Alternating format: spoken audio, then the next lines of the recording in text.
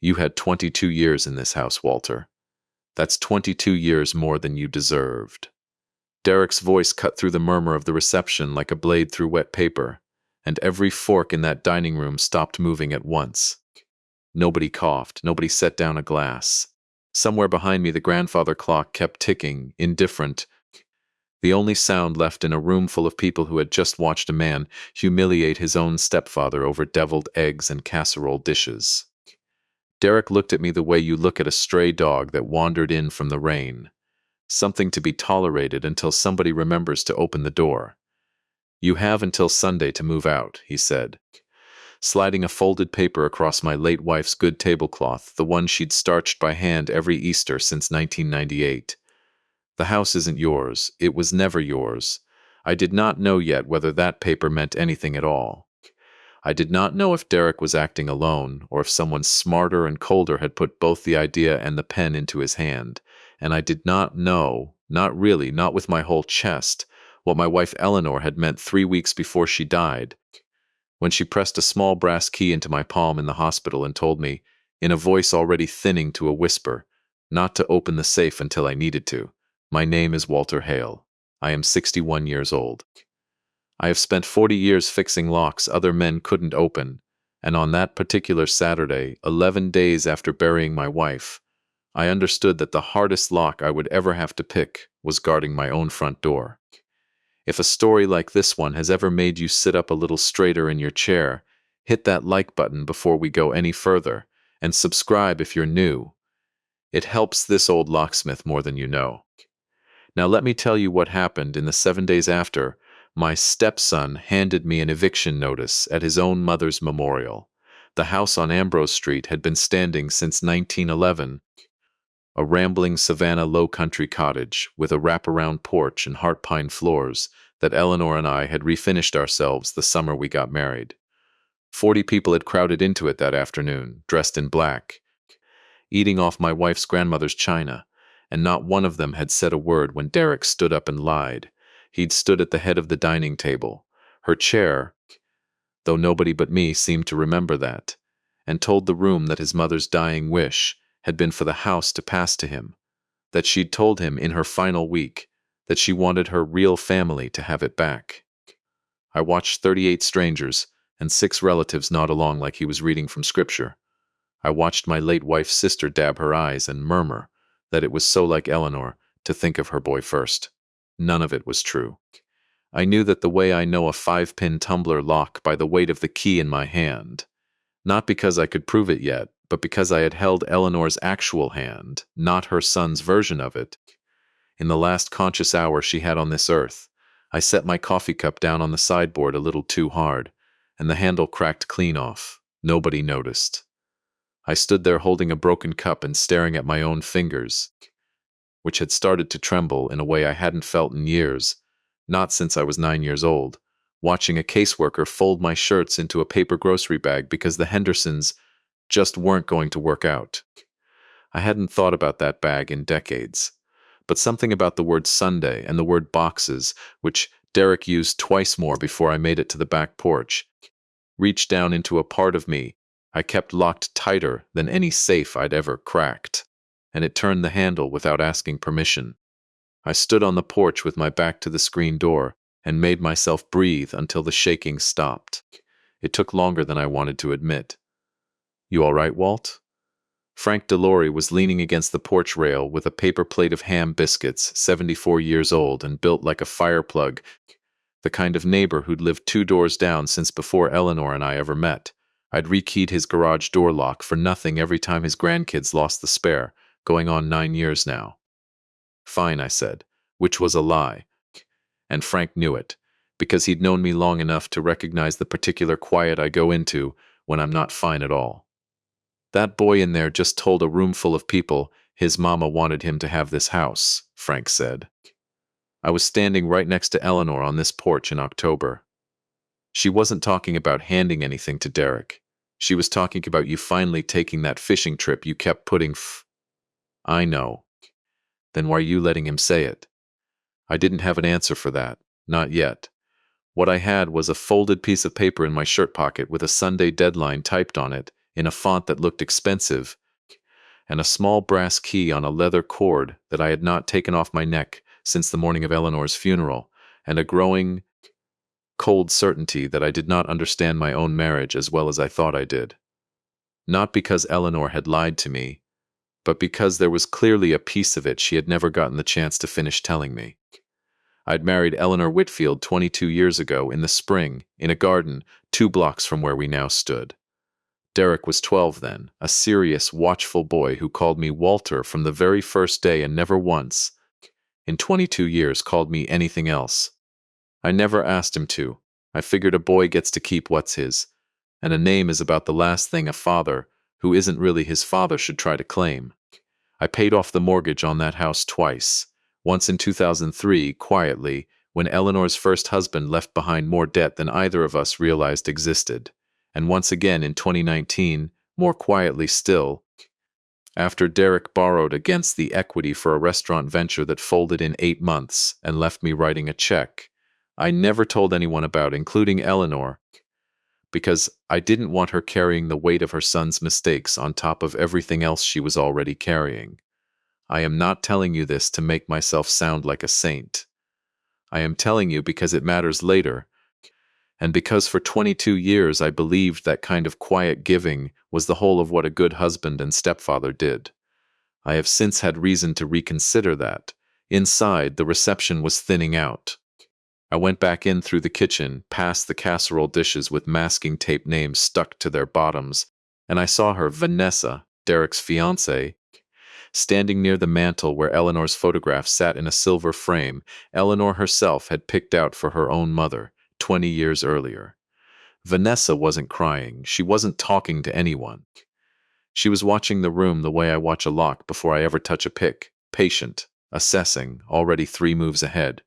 I had met her exactly 4 times in 18 months, and every single time I'd come away with the same unplaceable feeling, the one you get when a lock takes a key that isn't quite right but turns anyway, and you find yourself wondering what you just opened. Walter. She said my name like she was trying it on. I'm so sorry about all this timing. He's grieving in his own way. You understand? I understand grief, I said. I buried her too. Something flickered behind her eyes. Gone before I could name it. Of course, she said, and touched my arm and moved off toward Derek, who was accepting condolences by the front door, as though he were the only person in that house who had lost anything at all.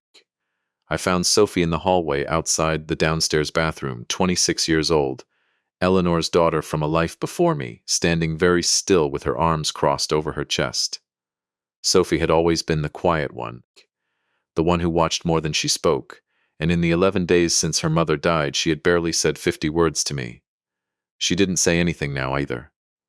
She just looked at me and looked away, and I understood that whatever she knew or didn't know, she wasn't ready to say it out loud in a house full of people still holding paper plates. That night, after the last car pulled out of the driveway and I had washed the last dish by hand, because it felt wrong to let a machine do something so ordinary on a day like that one, I sat alone at the kitchen table, with the eviction notice unfolded in front of me and the brass key resting cold against my collarbone. I read the notice twice. It cited no deed, no case number, no attorney's name, nothing but Derek's signature and a date. That should have made me feel better. It didn't. Paper with no teeth can still take a bite out of a man if he doesn't understand yet where the teeth are hiding.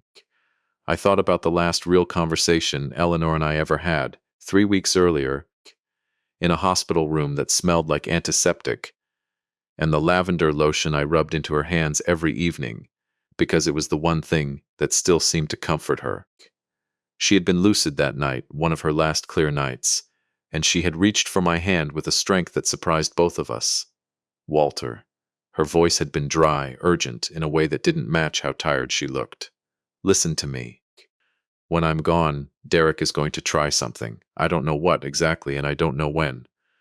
But he's not. She'd stopped herself, the way she always stopped herself when it came to criticizing her son. 30 years of maternal instinct fighting against whatever she was trying to warn me about. He's not entirely his own man anymore, Walter. Somebody's got hold of him. And I need you to promise me you won't fight him the way you'd fight a stranger. Fight him the way you'd fight for something you love." Then she had pressed the key into my hand, folded my fingers shut around it with both of hers, and said the sentence I had turned over in my mind every night since. "You'll know when to use this. You always know how to open the things that matter, Walter. That's the one thing you've never doubted about yourself." I didn't know what the key opened. I had assumed, in the fog of those last days, that it was something small and sentimental. Her mother's jewelry box, maybe, or the old steamer trunk in the attic that had belonged to her grandfather, a retired ship's carpenter named Augustus Pruitt, who'd built half the built-in cabinetry in that house, with his own hands before Eleanor was even born. I had not thought of it as urgent. I had thought of it, God forgive me, as something I would get around to eventually, the way you get around to sorting through a dead parent's closet. Someday, when the grief has enough slack in it to bear the weight. Sunday was 6 days away. I turned the key over in my fingers under the kitchen light. It was old, older than any key I'd cut or copied in my own shop in 30 years of business, brass gone dark with age. The bow shaped in a pattern I recognized immediately as English, likely Victorian, the kind of key that belonged to a built-in wall safe rather than a padlock or a door. I had seen exactly 2 safes like it in my career, both of them behind false panels in houses built before 1920, both of them in this part of Savannah, where old money and older secrets had a habit of getting bricked into the walls right alongside the pipes. I looked up at the ceiling, toward the attic, where Augustus Pruitt's steamer trunk had sat gathering dust for as long as I'd known this house, and for the first time since Derek slid that paper across the tablecloth, I felt something other than grief or fear sit down at that kitchen table with me. It felt almost like purpose. I didn't know it yet, but that key was going to answer questions I hadn't even known enough to ask. I didn't know that somewhere across town, a woman I had shaken hands with 4 times was already drawing up plans for my house that had nothing to do with grief at all. And I didn't know that in 6 days, on the Sunday my stepson had chosen to throw me out of my own life, I would be standing in that same dining room again, except this time, I would be the one holding the paper that mattered. I climbed the attic stairs that night for the first time in over a year, flashlight in one hand, key in the other, and I found Augustus Pruitt's trunk exactly where it had always been, pushed against the far wall under the eave, half buried beneath a stack of Christmas decorations. Eleanor and I hadn't touched in 3 seasons. I knelt in front of it. My knees complained the way 61-year-old knees do, and when I ran my fingers along the trunk's brass corner fittings, feeling for a keyhole that wasn't there, I understood, with a small jolt that went straight through my chest, that whatever this key opened, it wasn't the trunk at all. It was something else in this house. Something Eleanor had made sure I would only find after she was gone, and only if I looked hard enough to deserve finding it. I sat back on my heels in that dusty attic, 61 years old. Widowed 11 days, 6 days from a deadline my own stepson had handed me like a bill at a restaurant I'd never agreed to eat at, and I made myself a promise. I was not going to pack a single box until I understood exactly what my wife had died trying to protect. Somewhere below me, the house creaked the way old houses do when the temperature drops after sundown, settling, the way Frank always said, like it was easing itself down into a chair after a long day. I used to think that sound was just wood and nails responding to the cold. That night, for the first time, it sounded like the house itself was trying to tell me something. I turned off the flashlight and sat there a long while in the dark, listening. The men who profit off funerals never leave fingerprints, and by Sunday morning I understood that Vanessa was one of them. My phone buzzed at 7:15 with a text from a number saved under her name, not Derek's. Just so there's no confusion, he means next Sunday, not tomorrow. A full week. Please don't make this harder than it needs to be. I read it 3 times sitting up in bed on the side that had been mine for 22 years, the other side still holding the shape of a woman who'd never sleep in it again, and I thought, why is the fiancé the one drawing the calendar? A son delivering his own ultimatum doesn't usually need someone else to clarify the date. That was the first crack I let myself really look at. It wasn't the last. I got up.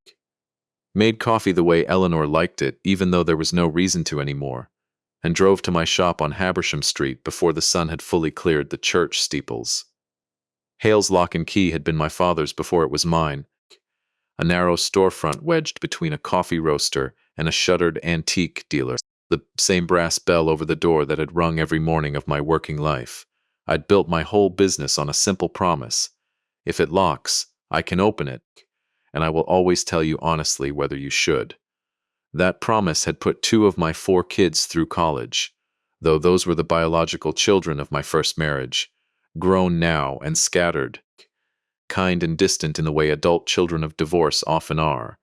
It had nothing to do with what was happening on Ambrose Street, but it was the only weapon I owned, and I intended to use it.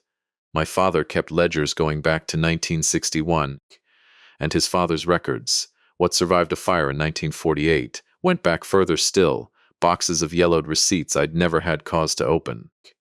I pulled the oldest crate down from the back shelf and started reading by the dim light of the workbench lamp, coffee going cold beside me, looking for a name I already half expected to find. A. Pruitt, Ambrose Street. Concealed wall safe.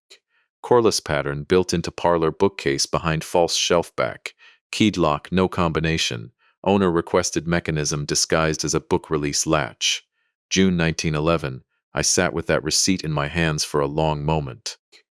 Augustus Pruitt hadn't just built cabinetry in that house. He'd built a hiding place into it, on purpose, over 100 years before his own great-granddaughter would marry a man who fixed locks for a living and would need, one day, to find it. I didn't know it yet, but that 100-year-old receipt was about to save me a week I didn't have. I drove home with the ledger page folded in my breast pocket. Right next to the eviction notice, 2 pieces of paper that had nothing to do with each other and everything to do with what I was about to become. The parlor bookcase sat exactly where it always had, floor to ceiling, built into the wall beside the fireplace. Its shelves crowded with Eleanor's paperbacks and my old trade manuals, and a lifetime of photographs in mismatched frames. I ran my hands along the lower shelf backs, the way you'd run a hand along a horse's flank, feeling for something that didn't want to be found. It took me 40 minutes to locate the seam, a hairline gap disguised behind the spine of a false book, the collected sermons of Augustus Pruitt, which I now understood had never been a real book at all. I pressed it. Nothing happened. I pressed it and turned in the false spine a quarter inch left. Nothing. I sat back on the parlor floor, 61 years old, surrounded by my dead wife's paperbacks, and I laughed. One short, exhausted bark of a laugh. Because I realized I was doing exactly what I told every panicked customer in 30 years not to do. Force never opens anything. You have to understand what the mechanism wants. I went back to the receipt. Book release latch. Not a spine you pull. A latch, meaning pressure and release, meaning the false book had to be pushed in, not out. The way a child-proof cabinet gives only when you push down and slide at once.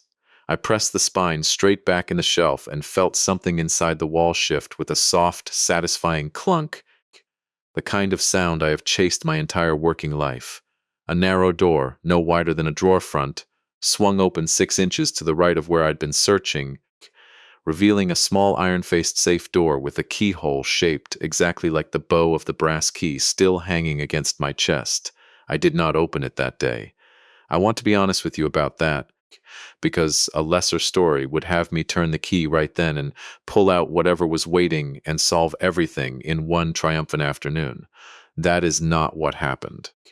What happened is that I sat on that parlor floor with my hand around the key, and I found that I was afraid of what Eleanor had needed to hide from her own son, afraid of what kind of woman spends her last conscious weeks arranging a scavenger hunt for her husband, instead of simply telling him the truth, afraid, most of all, that whatever was behind that door would make the last 22 years look different than I remembered them. So I closed the false book. I locked the parlor door behind me, which felt foolish in my own house, and I went to sit on the back porch until the shaking passed. Sophie came by that evening, unannounced, with 5-year-old Isla asleep against her shoulder and a casserole dish she didn't need to bring, because half of Savannah had already filled my refrigerator with the particular guilt food of a small southern city in mourning. I can't stay, she said at the door, and then stayed anyway. Standing in the front hall with Isla, stirring against her collarbone, looking at everything except my face. I watched her set the dish down on the hall table, watched her hands, which shook slightly the same way mine had, and I understood, the way you understand a lock is about to give before it actually does, that Sophie had come to tell me something. Sit down, I said. Let me put her down on the couch. She'll sleep through it. I carried Isla myself, careful of my bad hip, and laid her on the cushions with an Afghan. Eleanor had crocheted the winter before she got sick. When I came back, Sophie was sitting at the kitchen table, with her hands wrapped around a mug of tea she wasn't drinking, and her eyes were wet. I heard something, she said, months ago, before Mom got really bad. I didn't think anything of it at the time. I swear I didn't, or I would have said something. I would have. Her voice cracked, and she pressed the back of her hand to her mouth. Sophie, I was at Derek's apartment, picking up something for Mom's birthday, and Vanessa was on the phone in the other room, and she didn't know I could hear her through the wall. She was talking about the Ambrose property. She said, Sophie closed her eyes, dragging the memory up like something heavy from the bottom of a well. She said, once the old woman's out of the picture, it's a fast process. 6 months, maybe less, if we push hard on the stepfather. I thought she was talking about work. She flips houses for a living. I thought she meant some other property. Some other old woman. I didn't know. I didn't know she meant Mom. I did not say anything for a long moment. I was thinking about the receipt in my pocket, and the safe behind the false book, and the way Eleanor had gripped my hand in that hospital room and told me he's not entirely his own man anymore. Eleanor had known, not everything, maybe, but enough to be afraid, and not enough time left to prove it before the disease that took her also took her chance to say it plainly. You should have told me, I said gently, because there was no version of that sentence that could come out any way but gentle, watching a 26-year-old woman fold in on herself with a guilt that wasn't hers to carry. I know, Walter, I'm so sorry, Derek's my brother. I kept telling myself it wasn't what it sounded like. I kept telling myself I was wrong. She was crying properly now, the kind of crying that comes from someplace much older than the last 11 days, and I did something then that I had not done in the 8 years I had known her. Not once. Not even at her mother's graveside. I reached across the table and pulled her into my arms, and she came apart against my shoulder the way a person only comes apart when someone finally makes it safe to stop holding everything together alone. I am not a man who hugs easily. Eleanor used to tease me about it, said. I shook hands with my own children like I was closing a business deal, but I held on to Sophie in that kitchen for a long time, and somewhere in the middle of it, I understood that I had spent 22 years being generous with my wallet and stingy with exactly this, the plain physical fact of showing up for the people in my life, and that it had cost me more than any check I ever wrote in silence. When she finally pulled back, wiping her face with the heel of her hand, she said, There's someone you should talk to. A woman named Renata Cade. She used to be Vanessa's business partner back before Derek. She tried to warn Mom about her last spring before Mom got sick. Mom didn't want to hear it. You know how she was about Derek. She couldn't stand anything that sounded like criticism of him, even secondhand. But Renata gave Mom her card. It's still in her address book. I found it when I was going through her things. She slid a small, curled business card across the table. Renata Cade, independent real estate consultant.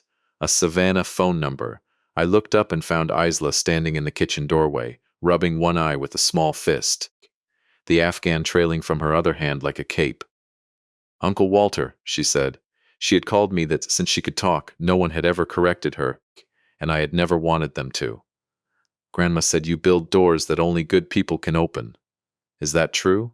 I looked at that little girl for a long moment, and then at the business card in my hand, and I said the only honest thing I had. I don't know yet, sweetheart. I'm trying to find out. I called Renata Cade the next morning, and she agreed to meet me at a coffee shop on Broughton Street that afternoon, her voice careful and a little wary on the phone, the voice of someone who has been burned before for telling the truth about a person other people wanted to believe. She was younger than I expected, maybe 35, sharp-eyed, with the particular exhaustion of someone who has spent a long time being disbelieved. She didn't waste time on pleasantries. Vanessa and I ran a small flip company together in Charlotte 4 years ago, she said, stirring sugar into coffee she never drank. I found out, too late to stop it, but I found out that her real specialty wasn't renovation. It was families, grieving families, specifically. She'd find a household where an elderly parent had just died, where there was a step-parent or a half-sibling with a weaker legal claim to the house, and she'd get close to whichever adult child had the strongest emotional grievance. Feed it. Encourage a fast eviction fight before anyone thought to check the actual deed. Push for a quick sale to a shell company before probate even finished, so the estate settled the whole mess for pennies rather than fight it in court. She's done it at least twice that I know of, under her mother's maiden name in one case. Nobody's ever pressed charges, because by the time the families figured out what happened, the house was already sold and she was 3 states away. I sat there with my untouched coffee going cold, exactly the way it had 2 days earlier in the shop with my father's ledger, and I thought, this is not a boy grieving his mother badly. This is a woman who found a grieving boy and handed him a script. Will you tell this to a lawyer? On the record? I asked. Renata looked at me for a long moment, weighing something I couldn't see, and then she nodded. I should have said something to Eleanor when I had the chance. I let her be polite to me instead of listening. I'm not going to make that mistake twice. I didn't know it yet. But Renata Cade's signature on a sworn statement 3 days later would be the second piece of a puzzle I hadn't fully understood I was assembling. The human proof to sit alongside whatever waited behind that iron-faced door in my own parlor wall. One a woman's warning, freely given. The other a woman's key, freely left. Both of them, in their own way, Eleanor reaching forward from a place I could no longer follow her into. Trying to open a door for me before I even knew there was one to open. I drove home with 4 days left before Sunday, and for the first time since the memorial reception, I did not feel like a man about to be thrown out of his own life. I felt like a man finally being let in on something. Whatever waited behind that safe door, I no longer intended to face it alone, and I no longer intended to face Derek without understanding, fully, whose hand had truly been guiding his. The safe door was heavier than I expected for something so small, cast iron behind painted wood, and when I finally turned that brass key in its lock on Wednesday night, 4 days before Sunday, it gave with a sound like a held breath finally let go. Inside, wrapped in a square of yellowed linen, I found 3 things. A folded document, official-looking, embossed with a seal I recognized as the county recorder's office. A sealed envelope with my name on it in Eleanor's handwriting, the letters shakier than they should have been, written, I guessed, sometime in that last month when her hands had already begun to fail her before the rest of her did. And a small tintype photograph, cracked at one corner, of a man I didn't recognize standing in front of the very bookcase I'd just opened, a woman beside him holding an infant. I did not open Eleanor's letter that night. Something in me, call it instinct, call it a lifetime spent understanding that some mechanisms only give up their contents when the timing is right, told me to save it. Instead, I unfolded the document, and my hands went still. It was a deed, dated 14 years earlier, transferring sole ownership of the Ambrose Street property from Eleanor Whitfield Hale to Walter Hale, individually, no survivorship clause, no joint tenancy, mine outright, recorded and notarized 14 years before Derek ever slid an eviction notice across our tablecloth. I sat on the parlor floor a long time with that paper in my lap, trying to remember a conversation from 14 years back that I apparently should have remembered clearly and did not. And then it came to me, slow, the way old memories do when you stop chasing them and just wait. 14 years ago, Derek had been 20, freshly dropped out of his second college, and he'd shown up one night asking Eleanor to co-sign a loan against the house so he could invest in a friend's business. Eleanor had refused him for the first time in his life. I remembered her crying in our bedroom that night, not from guilt, but from a kind of grief I hadn't understood then. Grief for the boy she was starting to realize she couldn't save from himself. 2 weeks later, she'd quietly asked me to meet her at a lawyer's office. She never fully explained why. I had assumed, God help me, that it was about protecting the house from her ex-husband's old debts, the way it had been in 2003. I had signed what she put in front of me because I trusted her, and I had never asked another question about it because that was the shape our marriage had taken. She managed the family's grief, and I managed everything that could be fixed with my hands, and neither of us ever crossed too far into the other's territory. I didn't know it yet, but that single act of trust, given without asking a single follow-up question 14 years earlier, was the only reason I had a house left to defend at all. I took the deed to a lawyer named Priya Anand the next morning. A sharp, no-nonsense woman Renata Cade had recommended, who specialized in exactly the kind of quiet estate disputes that never make it to a courtroom, because the paperwork settles them before anyone has to raise their voice. She read the deed twice, checked the recorder's seal against the county database on her laptop, and looked up at me with an expression I can only describe as professionally impressed. "This is airtight," she said. "The house was never part of Eleanor's estate. It's been yours, solely, since 2011. Derek has no legal claim to it whatsoever, not through inheritance, not through probate, nothing. Whatever he thinks he's doing it on a foundation that doesn't exist. Then why hide it?" I asked. "Why not just tell me she'd done this?" Priya considered the question with the care of someone who understood it wasn't really about the law. Sometimes people protect the truth until they trust the moment is right to hand it over. From what you've described, your wife may not have wanted her son to feel like she'd chosen you over him while she was still alive to see his face when he heard it. She left you the proof instead of the confrontation. That's not deception, Mr. Hale. That's a woman trying to spare everyone a fight she wouldn't be alive to help you survive. I didn't say anything to that for a long moment. It was the first time since the memorial that I let myself simply grieve, quietly. Sitting in a stranger's office with a folder of legal paper on my knees, and Priya had the grace to let the silence sit there without rushing to fill it. "You have every legal right to have him removed for trespass the moment Sunday comes, and he tries to move anyone's belongings out of that house," she said finally. "But I'd advise against calling the police as a first step. From what you've told me about Renata Cade's statement and the pattern with Vanessa, you have a chance here to expose this properly, in front of the same people who watched him humiliate you. Public claims deserve public corrections. Just make sure everything you say out loud is something we can back up on paper first." I left her office with a folder under my arm and, for the first time since Eleanor died, something that felt less like grief and more like resolve. Sophie called that evening with news that made the shape of Sunday suddenly clear. Derek and Vanessa hadn't just scheduled movers. They'd scheduled a small gathering beforehand, a celebration of Mom's memory, Sophie said, her voice flat with disbelief. "At the house at 11, before the movers come at 1. He's telling people it's a proper goodbye before the house changes hands. He's turning my mother's memorial into a real estate open house." I sat with the phone against my ear and felt something settle in me, cold and clear. Derek had, without meaning to, built me the exact stage Priya had described. A room full of witnesses, a ritual gathering meant to honor Eleanor, twisted into cover for a scheme that had nothing to do with honoring her at all.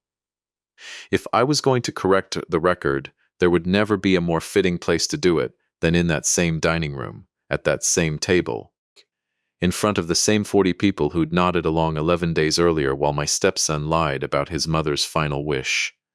I went to the shop the next morning, needing my hands busy while my mind worked, and found Mia already there, 24, a single mother of a 2-year-old, who I'd taken on as an apprentice 8 months earlier, after she'd walked in off the street, asking if I needed help and admitting, with a bluntness I respected immediately, that she'd taught herself basic lock mechanics from library books. Because she couldn't afford trade school, she was good. Better than good.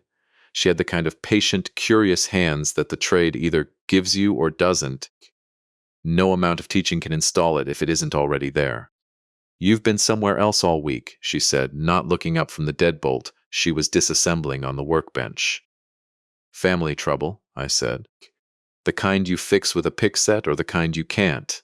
I almost laughed. Little of both, apparently. She set down her tools and looked at me directly, the way she did when she wanted to say something and needed to make sure I was actually listening. You've taught me more in 8 months than anybody's taught me in my whole life, Walt. You know that, right? Not just about locks. About how you're supposed to treat people who come in here scared and broke and not know one damn thing about what's wrong with their own front door. You don't talk down to anybody. Whatever's going on with your family, I hope somebody's treating you the way you treat everybody who walks through that bell. I stood there for a moment, surprised by how much that landed.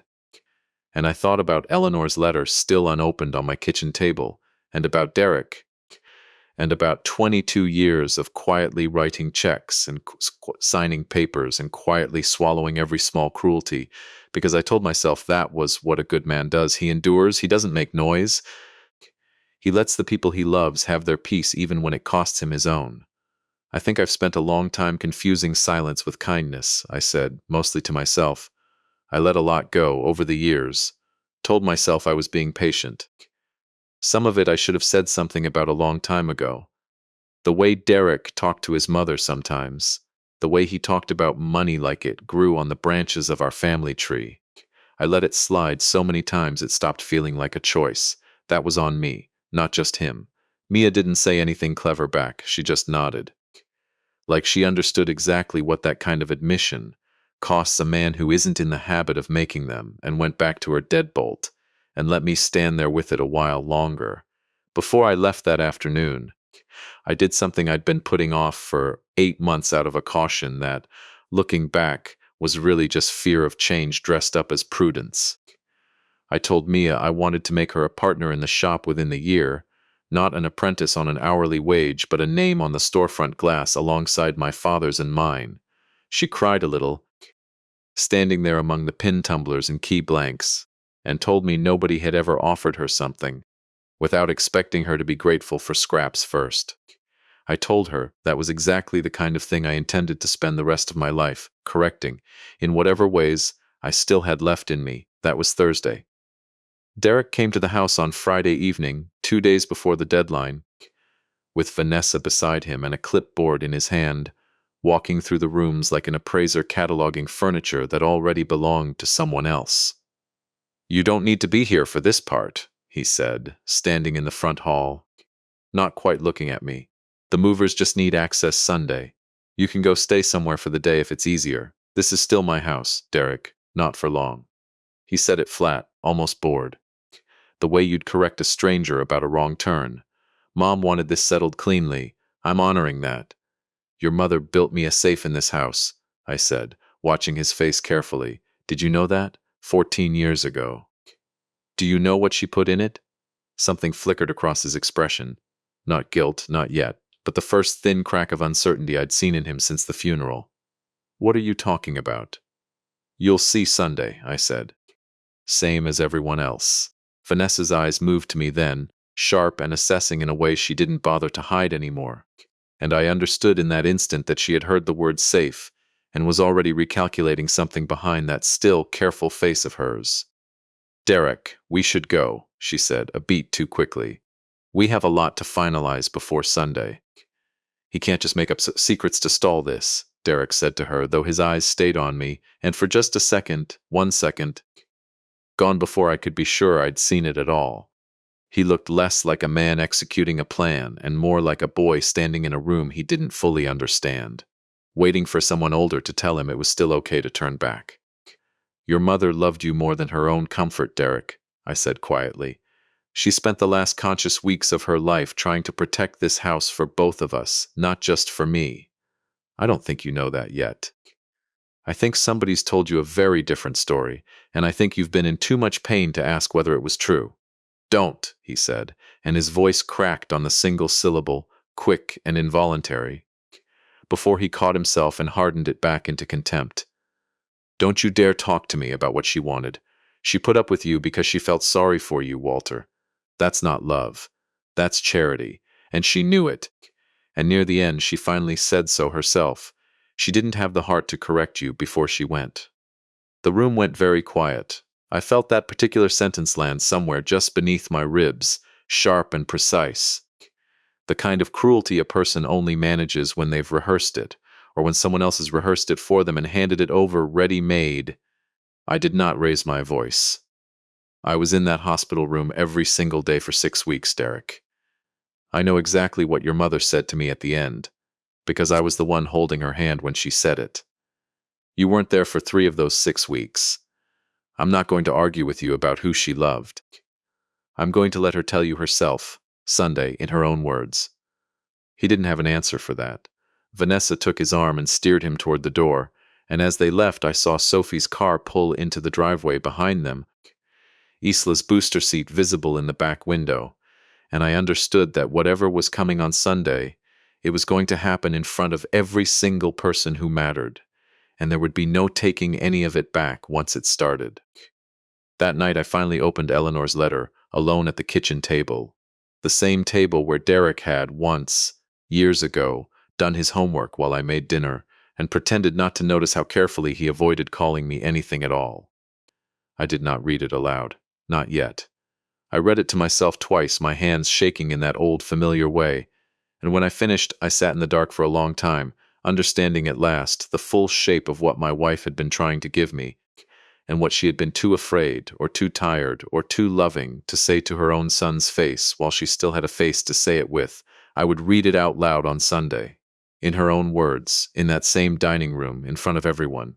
It was, I realized, the only ending that would have made any sense to her at all. The morning of the Sunday deadline came in soft and gray, fog still sitting low over Ambrose Street when I woke, and I lay in that bed a long moment, listening to settle around me one more time, before I got up and put on the good gray suit I'd worn to Eleanor's funeral 11 days earlier. Before I tell you what happened in that dining room, let me say this plainly, because I think it matters. I did not want revenge that morning. I wanted the truth spoken out loud, in my wife's own voice, in the room where her son had lied about her 3 weeks after burying her. If you've ever had someone you loved rewritten after they were gone, turned into a character in somebody else's story, instead of remembered as who they really were, then you already understand exactly what I was carrying up that porch stairs at 10:30 that morning. By 11, the house was full again. The same 40 faces, more or less, the same china, the same folding chairs, borrowed from the church down the street. Derek stood by the fireplace in a dark suit, accepting condolences for a grief that had already curdled, somewhere behind his eyes, into something closer to impatience. A moving truck sat at the curb, engine off, 2 men in matching polo shirts leaning against the tailgate, waiting for 1 o'clock. Vanessa moved through the room with a clipboard tucked against her hip like a woman running a closing, not attending a memorial, and I watched her check her phone twice in the first 5 minutes, quick furtive glances, the way a person checks a phone when they're waiting to hear that something else, somewhere else, has gone according to plan. Frank DeLaurie was there, uninvited, standing near the door with 2 other neighbors I recognized from 30 years of Saturday mornings at the hardware counter. Behind them stood a handful of people I hadn't expected at all. Customers. Old ones, a widow named Constance, whose front door I'd rekeyed for free after her husband passed. A young father named Marcus, whose garage I'd broken into at midnight, 2 winters back when his infant daughter had locked herself inside by accident, no charge, because some things you don't charge for. They didn't say anything. They just stood along the back wall, in their church clothes, quiet, present, the way people show up when word travels through a small city that something wrong is about to happen to a good man. I found Priya Anand near the kitchen doorway at 11:15, a slim folder under her arm, and, beside her, unexpected to everyone in that room but me, Renata Cade, dressed simply, her face set with the particular calm of someone who had finally decided to stop staying quiet. At 11:30, Derek cleared his throat and asked the room for its attention, the way he had 11 days earlier, standing once again at the head of his mother's table. "I know today is difficult," he began, "saying goodbye to this house the way we're saying goodbye to Mom, but I think she'd be glad to know it's staying in the family, in the right hands. Moving forward, she'd be glad," I said, and my voice carried further in that room than I expected it to hear you finally tell the truth about what she actually wanted. So let's do that now, together. Derek's jaw tightened. Walter, this isn't the time. It's exactly the time. You made it the time, when you decided to hold her memorial and her eviction on the same afternoon. I set a small stack of papers on the table, the deed on top, the county seal catching the light from the front window. This house has belonged to me solely since 2011. Your mother arranged it herself at a lawyer's office and had it recorded at the county courthouse. There is no inheritance dispute here, Derek, because this house was never part of her estate to leave you in the first place. A murmur moved through the room, quick and low, the way a held breath finally lets go all at once. Derek stared at the deed without picking it up, his face draining of color. That's not. She wouldn't have done that without telling me, he said, but his voice had already lost its certainty, thinning into something closer to a question than a statement.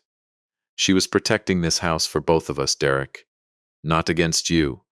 She was protecting it from a mistake she was afraid you might make one day, in a moment when you weren't entirely yourself. I reached into my breast pocket and drew out the envelope, Eleanor's handwriting shaking across the front of it, and the room went very still. She left me a letter too. I want to read it to you. All of you. In her own words, because I don't think you've heard them yet. I unfolded the pages with hands that were, for once, perfectly steady. Walter, if you're reading this, I'm gone. And I'm sorry I didn't have the courage to say all of it to your face while I still could. I need you to know that leaving you this house wasn't about choosing you over my son. It was about protecting him from a version of himself I've watched creeping in for 2 years now, ever since he brought Vanessa into our lives. I've tried to talk to him about her, gently, twice, and both times he shut me out for weeks. I don't have weeks left to spend that way, so I stopped trying, and I hate myself a little for that. I should have fought harder while I had the strength to fight. You never once made me choose between you, Walter. In 22 years, not once. And I have loved you every single day for exactly that reason. You never asked me to prove it. So I'm asking you now, from wherever I've gone, to do what I couldn't. Don't let him lose himself completely over a house. Fight for him the way you fight for the things you love, patiently and honestly and without ever raising your hand. And Derek, if you're the one holding this letter instead of Walter, I love you more than my own life. I always have. But I did not raise you to let someone else decide who your family is. Look at who's really been standing beside you. I lowered the letter. Derek stood absolutely motionless, his mouth open slightly, his eyes wet in a way I had not seen since he was 12 years old and terrified on the day of our wedding, watching a man he didn't know yet promise to love his mother forever.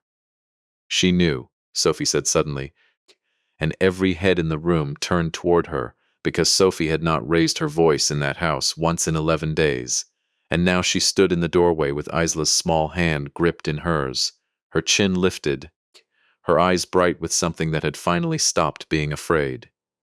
She knew about Vanessa, Derek. She tried to tell you. I tried to tell Walter, and I should have told you too, instead of hoping it would just go away on its own. She turned to the room, to all 40 faces watching her. My mother did not want this house sold. She did not want her husband thrown out into the street 11 days after her funeral. Anybody who tells you different in this room is either lying or repeating a lie somebody told them. That's enough, Vanessa said sharply, stepping forward, her composure cracking for the first time since I'd known her. This is a private family matter. It stopped being private the moment you asked Sophie's silence to cover for you, Priya said, stepping forward with the calm authority of a lawyer who has done this exact thing 100 times. She held up a single page. This is a sworn statement from Renata Cade, formerly your business partner in Charlotte, describing a documented pattern of pressuring grieving families into fast, undervalued property sales through manufactured inheritance disputes. She's prepared to give the same statement to the district attorney's office, should that become necessary. Renata stepped forward then, quiet and steady, and looked directly at Derek rather than at Vanessa. I tried to warn Eleanor last spring. I should have found a way to make her believe me. I'm not going to fail to say it out loud a second time. She turned to the room. Vanessa found me 2 properties before this one. Both times, the family lost the house before anyone thought to check who actually owned it. I have the paperwork. I have the names. Vanessa's phone buzzed in her hand at that exact moment, and in her panic she glanced down at it before she could stop herself. A text visible for just a second to anyone close enough. A name that wasn't Derek's. An address that wasn't Ambrose Street. 3 words that read simply, "He's ready too." Derek saw it. I watched his whole face change, watched the last piece of whatever certainty he'd been standing on for 6 days give out from under him all at once. The way a floorboard finally breaks after years of quiet rot, nobody bothered to check. "Who is that?" he said very quietly. "Vanessa. Who is he, and what is he ready for?" She didn't answer. She didn't need to. The silence did the answering for her, stretching out across that dining room until even the movers outside must have felt it through the windows. "Get out of my house," Derek said. And for the first time in 11 days, his voice didn't sound like a man performing certainty. It sounded like a boy who had just watched the last thing he thought he understood collapse in front of 40 witnesses. "Get out, now." Vanessa's mask didn't fully crack. Women like her, I suspect, rarely let it, but she gathered her clipboard and her composure and walked out through the front door without another word. And I heard, a moment later, the low murmur of the moving crew being waved off the property, 1 o'clock arriving to find nothing left for them to do. Derek stood alone in the middle of that room, 40 pairs of eyes on him, his mother's letter still open on the table between us, and for a long moment, nobody moved to fill the silence he was standing in. "I'm sorry," he said finally, to the room, to Sophie, to me, in a voice that had gone hoarse and small. I don't know how I let it get this far. I told myself I was fighting for what was mine. I think I just wanted somebody to finally choose me first, for once, and she made it feel like that's what this was." He looked at me, and something in his face was younger than I had seen it in years. "I called you a stranger in her house, Walter. You paid off this house twice. I know that now. Sophie told me last night, some of it, before I stopped listening to her too. I don't know how to undo what I said at her funeral." "You don't undo it," I said. "You just stop repeating it." I didn't embrace him. "I want to be honest with you about that too. 22 years of quiet distance doesn't close in a single afternoon, no matter how badly a story wants it to." But I put my hand on his shoulder, once, briefly, the way I would have if he'd let me do it any time in the last 2 decades, and he didn't pull away. If watching a family finally tell each other, "The truth has meant something to you today," hit that subscribe button. It means more than you'd think, coming from somebody my age still learning how to run a channel. Now let me tell you what came after. 3 weeks later, on a cool Saturday morning, I stood in the same parlor where Augustus Pruitt had built a safe into a wall over 100 years earlier, and I watched Sophie hang a small brass plaque beside the bookcase. Nothing fancy, just her mother's name and the dates of her life. And beneath them, a line Sophie had chosen herself. She built doors even when she couldn't stay to open them. Isla stood on tiptoe trying to read it, sounding out the long words slowly. And when she finished, she looked up at me with the same serious face she'd worn in my kitchen weeks before. "Uncle Walter, did you find the good door? The one only good people can open?" "I found more than one, sweetheart," I told her, and meant it. Maya's name went up on the shop window that same week, gold leaf beside my father's and mine, and the first customer to walk in under it was Frank DeLore, grinning, needing absolutely nothing rekeyed, just there to see it for himself. Derek came by the shop twice that month, quiet visits, mostly silence, once helping Mia sort key blanks for an hour without either of us saying much of anything at all. Not forgiveness exactly, not yet, but something closer to the slow, patient work of learning a new mechanism after years of only knowing the wrong one. I go out to Eleanor's grave most Sunday mornings now, the same day she once tried to warn me about, and I sit for a while before the stone with the little brass key still hanging around my neck, though there's nothing left for it to open. I don't need it to open anything anymore. I think in the end that was never really its purpose. It was never about the safe, or the deed, or even the letter.